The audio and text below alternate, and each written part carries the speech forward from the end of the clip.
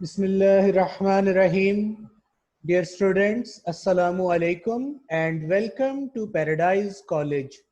Dear students, हम गाज law को और उसकी एक एप्लीकेशन को डिस्कस कर चुके हैं और आज हम गाज लॉ की सेकंड एप्लीकेशन पे बात कर रहे हैं जो आपका एक इम्पॉर्टेंट लॉन्ग क्वेश्चन है। स्टूडेंट्स, गाज लॉ के मुतल्लिक हमने ये भी डिस्कस किया था कि गाज लॉ की मदद से हम डिफरेंट चार्ज कॉन्फ़िगरेशन की इलेक्ट्रिक फील्ड इंटेंसिटी फाइंड कर सकते हैं और इसके लिए आपको एक गॉसियन सरफेस लेनी पड़ती है जो जिस पर गाज लॉ अप्लाई करते हैं। तो आज भी हम इन्हीं बातों को डिस्कस करेंगे। तो चलते हैं अपने आर्टिकल की तरफ। स्टूडेंट्स, हमारा आर्टिकल का टाइटल नेम है electric field intensity due to infinite sheet of charge और हमारी स्टेटमेंट क्वेश्चन की आपको बोर्ड पे स्क्रीन पे दिखाई जा रही है। Derive an expression about electric field intensity near infinite sheet of charge by using Gauss law. देखिए, हमारे पास इन्फिनिट शीट है चार्ज की जिसके ऊपर चार्ज यूनिफॉर्मली डिस्ट्रीब्यूटेड है। मैं आपको एक डायग्राम दिखाता हूं जिसमें इन्फिनिट शीट को किस तरह से शो किया जाता है। आइए इसको पहले देखते हैं। स्टूडेंट्स, आप एक स्क्रीन पे देख रहे हैं कि एक शीट है और इसमें दोनों तरफ एरोज दिखाए गए हैं। इम्प्लाइज दैट कि हमारे पास इस शीट का एरिया डिफाइंड नहीं है। ये इन्फिनिट शीट थी जिसका एक फाइनाइट पीस आपको स्क्रीन पे दिखाया गया है। इसकी वेरी लॉन्ग इसकी लेंथ एंड वेरी लार्ज इसकी विड्थ हो सकती है और इसका एरिया हमारे पास डिफाइंड नहीं है। इसके ऊपर चार्ज डिस्ट्रीब्यूटेड है यूनिफॉर्मली। देखें, आप देख रहे हैं कि इसके ऊपर शीट के ऊपर चार्ज पॉजिटिव जो है वो यूनिफॉर्मली स्प्रेड हुआ आपको दिखाई दे रहा है। इसमें मजीद देखिए, let's consider an infinite sheet on which positive charge is distributed uniformly on its surface. What does it mean? Uniform distribution का बच्चों मतलब जरा समझ लीजिए।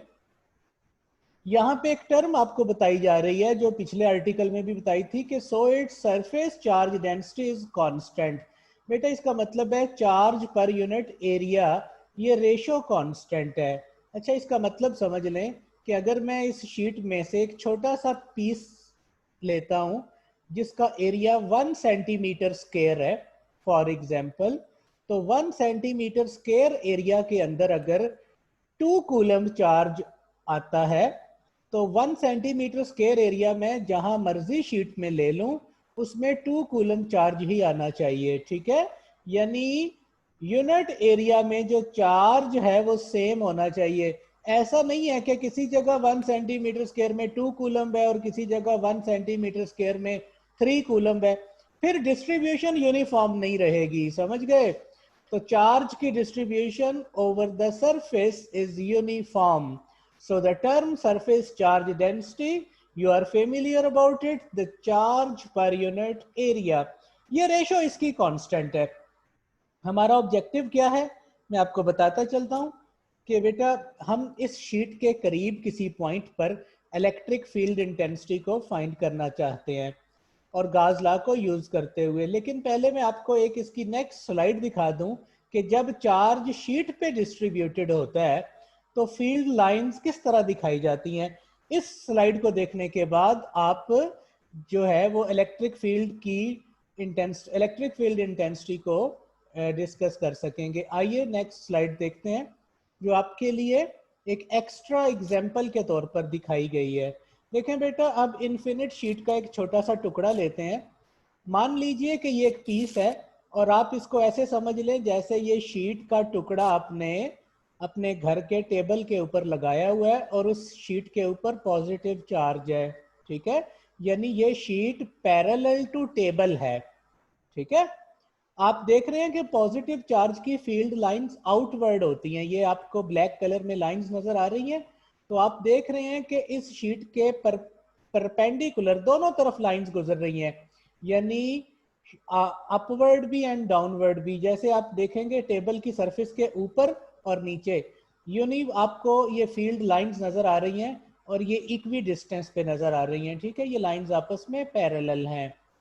अच्छा, अगर आप एक शीट को, ये तो पैरेलल टू टेबल सरफेस ली, अगर इसकी शक्ल को थोड़ा चेंज कर दें और आप इसको पैरेलल टू वॉल ले लें, जैसे घर की एक दीवार है, उस दीवार के पैरेलल एक शीट लगी हुई है, या दीवार के ऊपर आपने एक पेपर लगाया हुआ है, एक शीट लगाई है और उस शीट पे पॉजिटिव चार्ज डिस्ट्रीब्यूटेड है, ठीक है, तो आप क्या कहेंगे कि दीवार के दोनों तरफ फील्ड लाइंस आपको नजर आएंगी और ये परपेंडिकुलर टू शीट होंगी, ठीक है। तो एक बात तो श्योर है कि शीट की सरफेस के परपेंडिकुलर फील्ड लाइंस मौजूद हैं। अब हमारा ऑब्जेक्टिव क्या है कि फर्ज करें यहाँ कोई पॉइंट है, इस पॉइंट पर आपने इलेक्ट्रिक फील्ड को की शिद्दत को फाइंड करना है, इंटेंसिटी को फाइंड करना है गाज लॉ को यूज करते हुए। तो उम्मीद है कि आप समझ गए होंगे कि शीट जिसके ऊपर चार्ज यूनिफॉर्मली डिस्ट्रीब्यूटेड है, ठीक है, उसकी वजह उसके करीब कोई पॉइंट है और उस पॉइंट पर आपने इलेक्ट्रिक फील्ड इंटेंसिटी को फाइंड करना है गाज लॉ की मदद से। आइए अब हम इसके नेक्स्ट स्लाइड की तरफ चलते हैं। इस एग्जांपल से उम्मीद है कि आप अंडरस्टैंड कर गए होंगे। तो आइए देखते हैं। बेटा इन्फिनिट शीट तो अब बार बार नहीं दिखाएंगे, जैसे पहले स्लाइड में आपको दिखाई है, देख लीजिए एक दफा दोबारा कि इस तरह से दिखाई जाती है। अब बार बार इन्फिनिट को जरूर लेना है, आप उसका एक फाइनाइट पार्ट ले लें।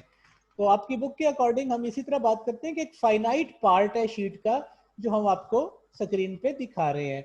इस फाइनाइट पार्ट में आप जरा गौर कीजिए, ये आपको दिखाया गया, ये रेड कलर में पॉजिटिव चार्ज इसके ऊपर स्प्रेड किया हुआ है और यूनिफॉर्मली स्प्रेड किया हुआ है, यानी इसकी सरफेस चार्ज डेंसिटी कांस्टेंट है, चार्ज पर यूनिट एरिया, यानी यूनिट एरिया में चार्ज की रेशो पूरी शीट पे कांस्टेंट है। अच्छा इसमें आप देखिए, आप इस पाइप को अभी फिलहाल नहीं देखेंगे, पहले मेरी बात को गौर से सुन लें। इस शीट के करीब कोई पॉइंट पी था, ये पी आपको पॉइंट नजर आ रहा है, और ये पी पॉइंट शीट के परपेंडिकुलर मौजूद है किसी डिस्टेंस पर, और हम क्या चाहते हैं, इस पी पॉइंट पे फील्ड की इंटेंसिटी को फाइंड किया जाए। जरा इसके टेक्सचर को देखिएगा कि हम चाहते हैं पी पॉइंट पर इलेक्ट्रिक फील्ड इंटेंसिटी को फाइंड किया जाए। आप जरा पिछली स्लाइड में देखा था ना कि इलेक्ट्रिक फील्ड लाइंस परपेंडिकुलर होती हैं, तो अब हमने यहाँ फील्ड लाइंस तो देखें दिखा दी, एक ही एरो से दिखा दिया कि इंटेंसिटी दोनों तरफ है, यानी इस तरफ भी और इस तरफ को भी। आप बच्चों एक बात को देख रहे हैं कि इस पी पॉइंट पे हमने इलेक्ट्रिक फील्ड इंटेंसिटी को फाइंड करना है। प्लीज गौर कीजिएगा, आपको ये बात अंडरस्टैंड होगी। वो इस तरह से है कि जिस पॉइंट पे फील्ड हमने फाइंड करना है और गाज लॉ की मदद से फाइंड करना है, उसके लिए क्या था कि हमें एक सरफेस सपोज करनी पड़ती है कि जिस सरफेस पर पॉइंट पी जो है वो लाई करे। तो हमने सपोज कर लिया कि शीट के आर पार एक रॉड है, एक हॉलो पाइप है, अंदर से खाली एक हॉलो सिलेंड्रिकल पाइप है जो शीट के परपेंडिकुलर गुजर रहा है, और इस परपेंडिकुलर हॉलो सिलेंड्रिकल जो पाइप है इसका नाम है हॉलो सिलेंड्रिकल गॉसियन सरफेस। इसकी 3 साइड्स हैं, 3 सरफेसेस हैं। एक का नाम है S1 इस किनारे पर, एक का नाम है S2 दूसरे किनारे पर। ये दोनों फ्लैट सरफेसेस हैं, और इस एंड से इस एंड तक एक कर्व सरफेस है जिसका नाम S3 है।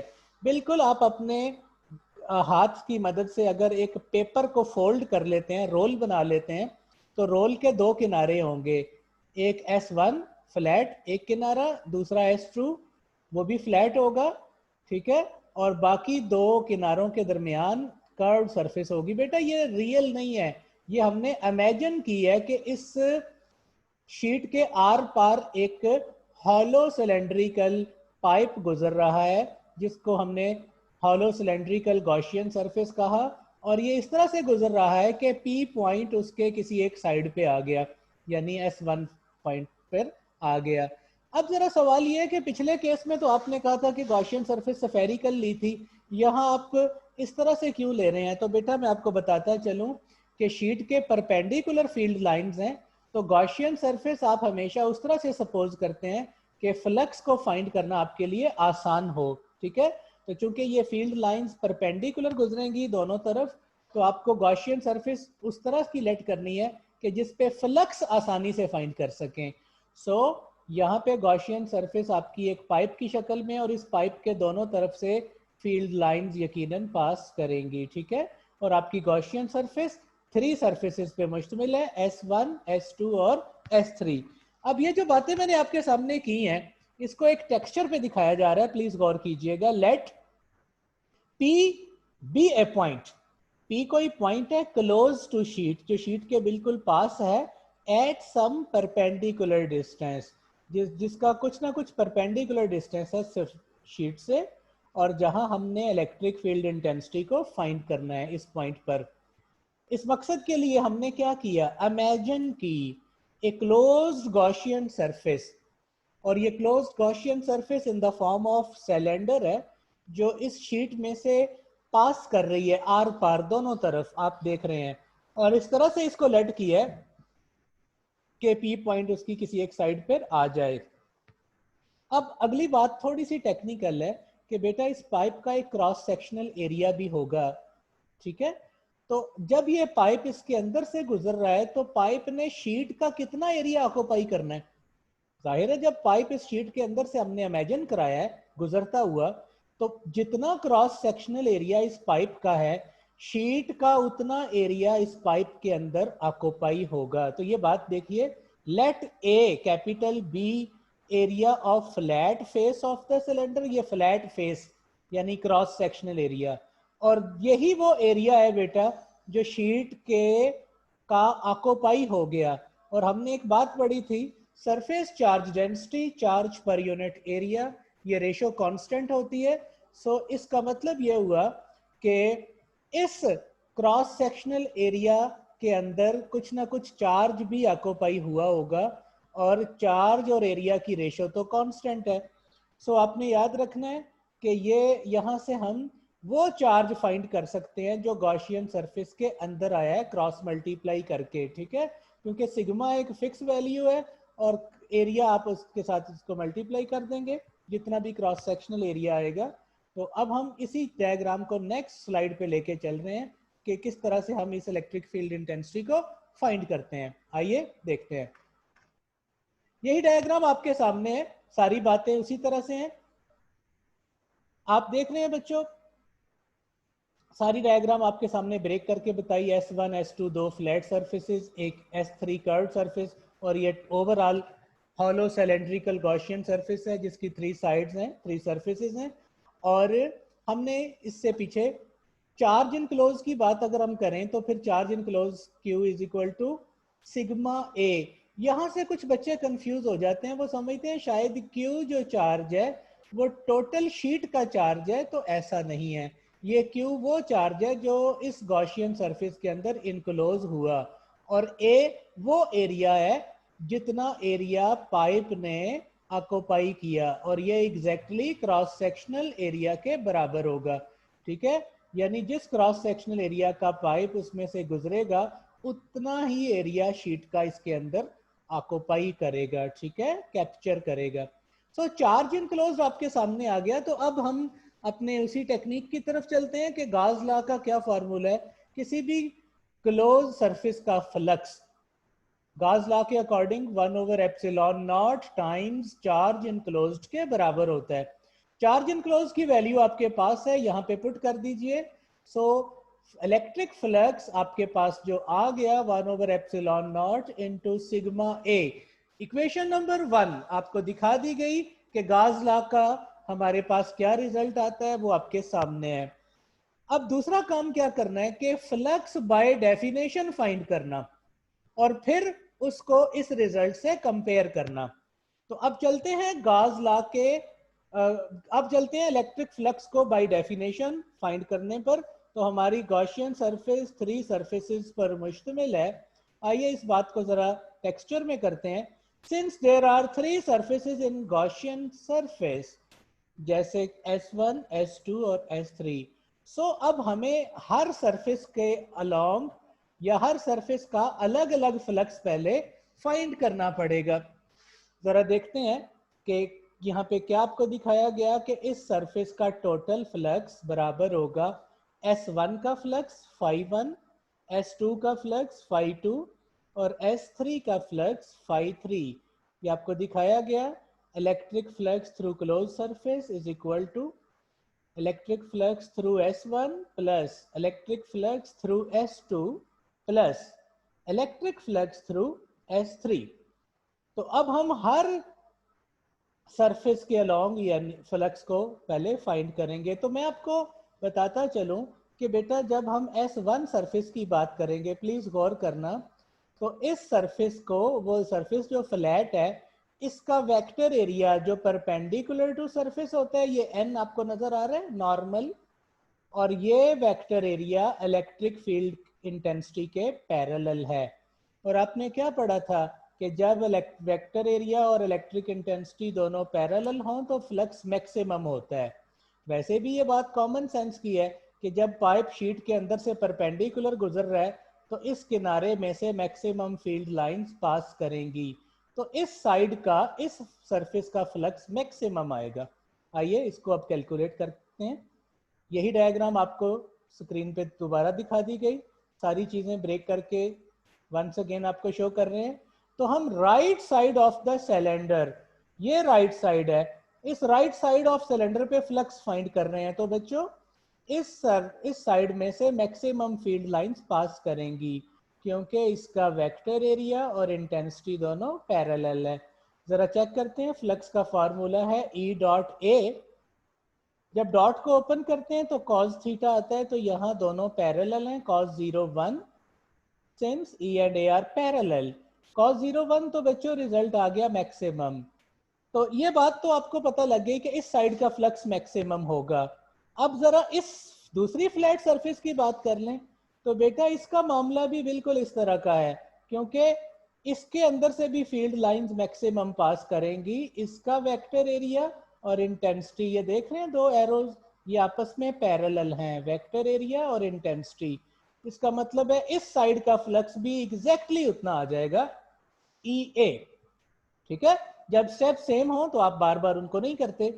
लेकिन असल अब बात है जिसको समझना है कि जो कर्व सरफेस का फ्लक्स है ये कैसे फाइंड करें।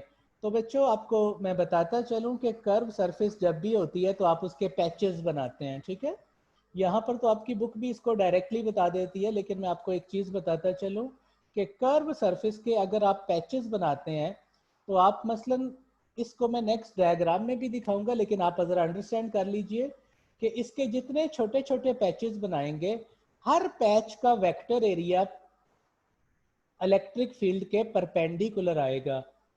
तो आप देखेंगे कि कोई फील्ड लाइन कर्व हिस्से में से पास नहीं करेगी, या तो S1 से पास कर रही है या S2 से। इस कर्व सरफेस में से कोई फील्ड लाइन, यानी इधर को या इधर को या बाहर को या अंदर को, कोई फील्ड लाइन पास नहीं करेगी। इसका मतलब है कि आप इस कर्व सरफेस के छोटे छोटे पैचेस बना दें, हर पैच का फ्लक्स जीरो ही आएगा। तो कर्व सरफेस के लिए अगर हम बात करते हैं तो the electric flux will be zero because, इस जुमले पे गौर करना कि तमाम वेक्टर एरियाज ऑल पैचेस के परपेंडिकुलर होंगे इलेक्ट्रिक फील्ड के। ठीक है, तो हम क्यों पैचेस में कन्वर्ट करते हैं ये बात आप कर चुके हैं कि कर्व सरफेस के लिए बेशुमार नंबर ऑफ फ्लैट पैचेस बनाए जाते हैं। ठीक है, अब मैं इसको अगली डायग्राम में बता भी दूंगा। तो आप देखेंगे बेटा हर पैच के लॉन्ग फ्लक्स जीरो है, तो हर पैच के ऊपर जब वेक्टर एरिया और E का डॉट प्रोडक्ट लेंगे तो cos 90 आएगा, रिजल्ट जीरो हो जाएगा। इसका मतलब है टोटल फ्लक्स जो φ1 प्लस φ2 प्लस φ3 के इक्वल था, φ1 और φ2 की वैल्यूज तो आ गई EA और EA, और φ3 आ गया जीरो। ये चीज आपको, तो फ्लक्स की वैल्यू आ गई 2EA। इक्वेशन नंबर 1 में आपने गाज लॉ देखा था, मैं एक दफा फिर उसके दिखा देता हूं।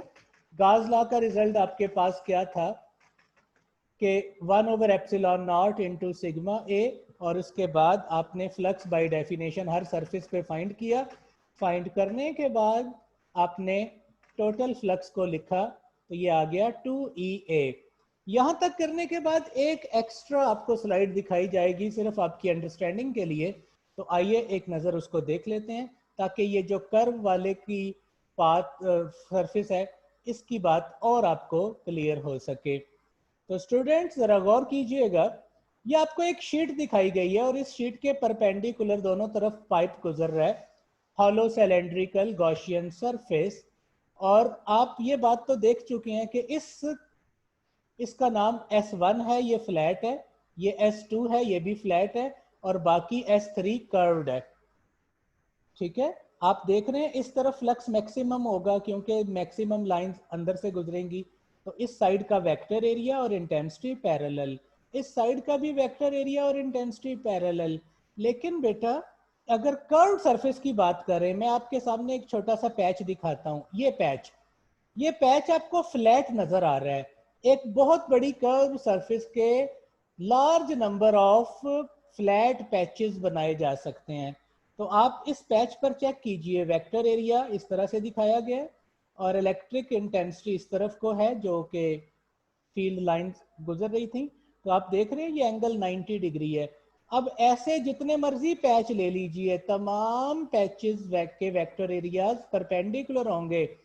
सो इस कर्व सरफेस में से कोई लाइन नहीं पास करेगी, या तो राइट साइड से गुजर रही, फील्ड लाइन राइट साइड और लेफ्ट साइड से गुजर रही है, कर्व सरफेस में से कोई लाइन पास नहीं कर रही। ठीक है, सो यही बात आपको दिखाई गई इस डायग्राम में। तो यहाँ पे और उसमें फर्क सिर्फ ये था कि इस यहाँ पे आपको पैच बना के दिखाया है, बाकी सारी बात तो आप ऑलरेडी कर चुके हैं।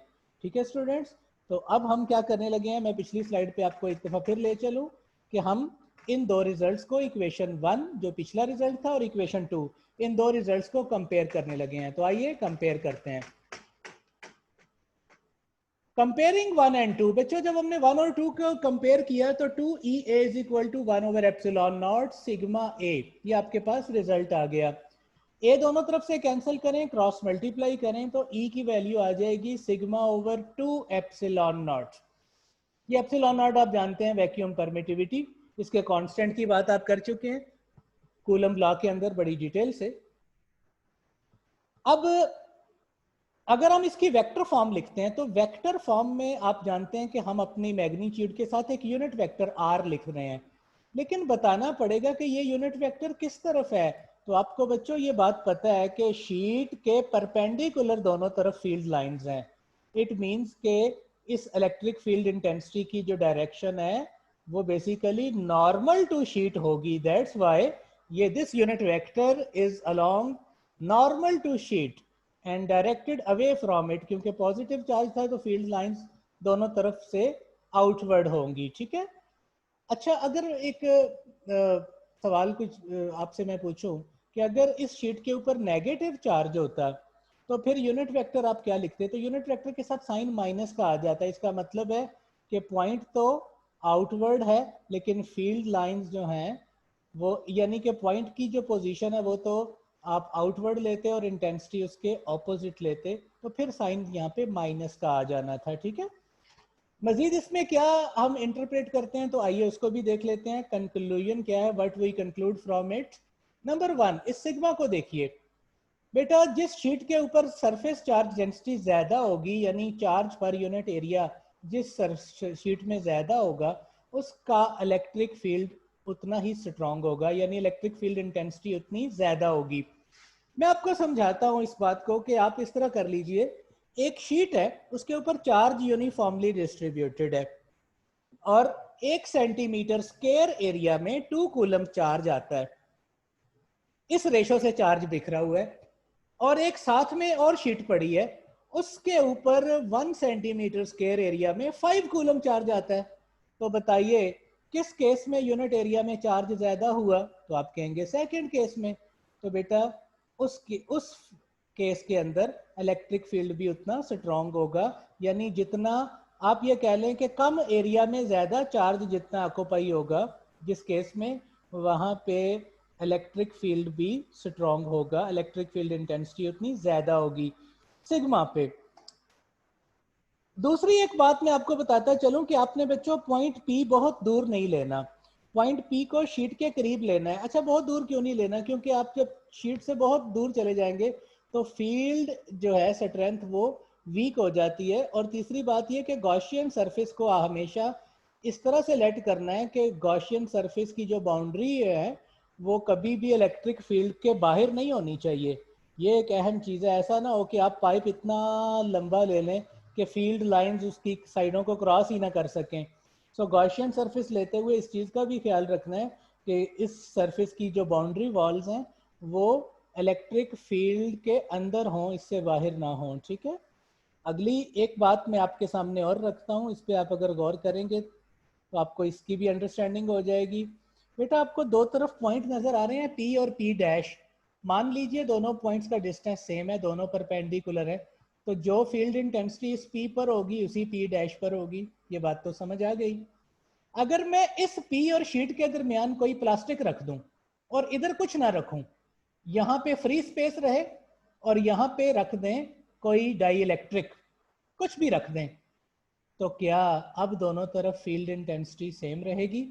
तो आपका जवाब होगा नहीं, क्योंकि जब आप डाइलेक्ट्रिक मीडियम इंट्रोड्यूस कराते हैं तो डाइलेक्ट्रिक कांस्टेंट आपके एप्सिलॉन नॉट के साथ आ जाता है और उसकी वैल्यू हमेशा 1 से ग्रेटर होती है। तो इसका मतलब है अगर इस तरफ आप डाइलेक्ट्रिक इंट्रोड्यूस कराएंगे तो इधर फील्ड वीक हो जाएगा और इधर फील्ड स्ट्रॉन्ग हो जाएगा। स्टूडेंट्स, मैं उम्मीद करता हूँ कि ये लेक्चर आपको बहुत अच्छे से समझ आया होगा।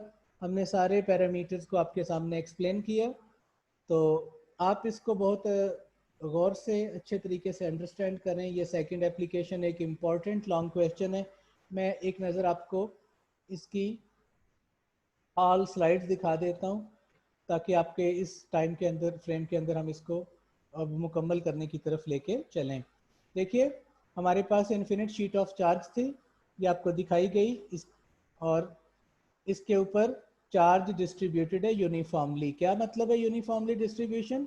के चार्ज पर यूनिट एरिया। ठीक है, जो रेशो इस किनारे पर है चार्ज पर यूनिट एरिया की, वही रेशो सेंटर में है, वही रेशो इस किनारे पर है, यानी पूरी शीट के ऊपर है। ठीक है, आपने इस शीट के करीब, और आपको ये बताया कि जब इन्फिनिट शीट आपको दिखाई जाती है, उसका एक फाइनाइट पार्ट आप लेते हैं, तो आप देखते हैं कि फील्ड लाइंस परपेंडिकुलर दोनों तरफ होती हैं। अगर आप इसको पैरेलल टू टेबल ले लें या पैरेलल टू वॉल ले लें, फिर आपके सामने क्या रखा, उसका एक फाइनाइट पार्ट लिया, उसमें फील्ड लाइंस दोनों तरफ गुजर रही थी, एक पॉइंट P लेट किया परपेंडिकुलर डिस्टेंस पे, इस पे हमने फील्ड इंटेंसिटी फाइंड करनी थी, तो हमने लेट किया एक हॉलो सिलेंडर को जो इसके अंदर से आर पार गुजर रहा है और P पॉइंट उसकी किसी एक साइड पे लाई कर रहा है। इसकी 3 सरफेसेस हैं, S1 फ्लैट है, S2 भी फ्लैट है और S3 कर्व्ड है। हमने ये सारी बातें जो बताई आपके सामने रख दी, टेक्सचर की शक्ल में आपको दिखा भी दी। तो फिर हमने क्या कहा कि अगर क्रॉस सेक्शनल एरिया इस पाइप का A है, तो जब इसके अंदर से गुजरेगा तो इस शीट का उतना ही एरिया अपने अंदर ऑक्यूपाई करेगा और उसमें कुछ ना कुछ चार्ज भी इनक्लोज होगा। तो सिग्मा की वैल्यू है चार्ज पर यूनिट एरिया। यहाँ से चार्ज इनक्लोज आप फाइंड कर सकते हैं। इस चार्ज इनक्लोज को फाइंड किया, गॉसियन सरफेस पर गॉस लॉ अप्लाई किया, गॉस लॉ अप्लाई करके चार्ज इनक्लोज की वैल्यू को पुट किया, इक्वेशन नंबर 1 आ गई। फिर आपने बाय डेफिनेशन इसका फ्लक्स फाइंड करना है, तो 3 सरफेसेस हैं, हर सरफेस का फ्लक्स फाइंड करेंगे, φ1, φ2 एंड φ3।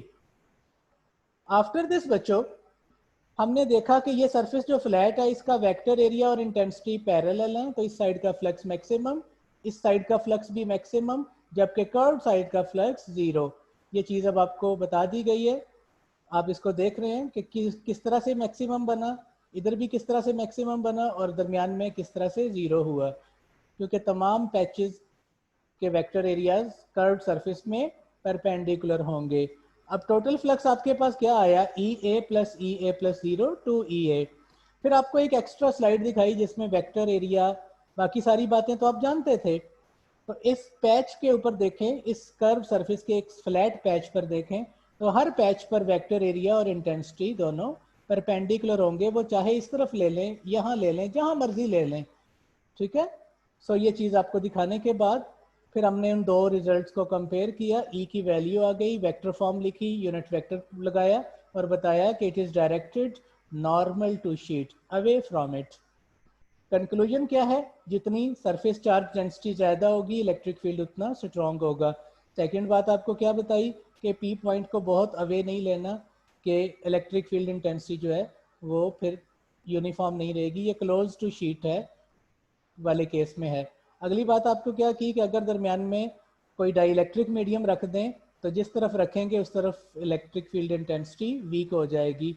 डाइलेक्ट्रिक कांस्टेंट की वैल्यू हमेशा 1 से ग्रेटर आती है, तो ई मीडियम हमेशा ई वैक्यूम से कम हो जाता है। तो स्टूडेंट्स, मैं उम्मीद करता हूँ ये सारी बातें आपको बहुत अच्छे से अंडरस्टैंड की होंगी। Wish you very best of luck. अल्लाह हाफिज़।